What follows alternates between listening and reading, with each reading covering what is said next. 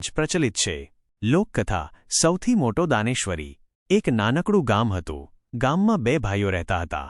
મોટો ભાઈ કંજૂસ હતો, જ્યારે નાનો ભાઈ ખૂબ જ દયાળુ અને દાનેશ્વરી હતો। મોટા ભાઈનું નામ માણેકચંદ હતું અને નાના ભાઈનું નામ હીરાચંદ। માણેકચંદ હંમેશા પૈસા ભેગા કરવામાં જ માનતો। તે ક્યારેય કોઈ ગરીબને મદદ કરતો નહીં કે કોઈ સારા કામમાં પૈસો ખર્ચતો નહીં। જ્યારે હીરાચંદ પોતાની પાસે જે કંઈ પણ હોય તે જરૂરિયાતમંદોને વહેંચી દેતો। ગામના લોકો હીરાચંદના દયાળુ સ્વભાવના ખૂબ વખાણ કરતા, જ્યારે માણેકચંદની કંજૂસાઈની નિંદા કરતા।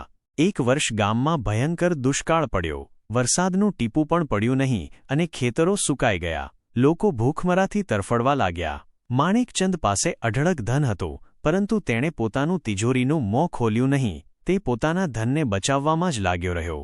જ્યારે હીરાચંદે જોયું કે લોકો ભૂખથી મરી રહ્યા છે, ત્યારે તેનું હૃદય દ્રવી ઉઠ્યું। તેણે પોતાના ઘરે જે કંઈ અનાજ બચ્યું હતું તે ગામના લોકોને વહેંચી દીધું। એટલું જ નહીં, તેણે પોતાના થોડા ઘરેણાં વેચીને પણ અનાજ ખરીદ્યું અને ગરીબોને ખવડાવ્યું। ધીમે ધીમે દુષ્કાળ ઓછો થયો અને ફરીથી લીલોતરી છવાઈ ગઈ।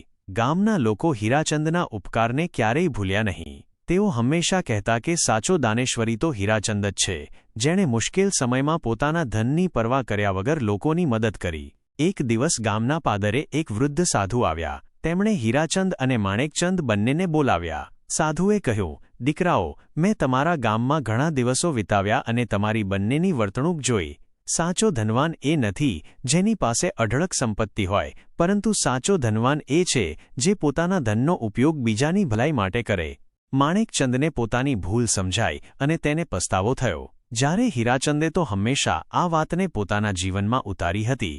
શીખ: સાચી સંપત્તિ એ દાન છે,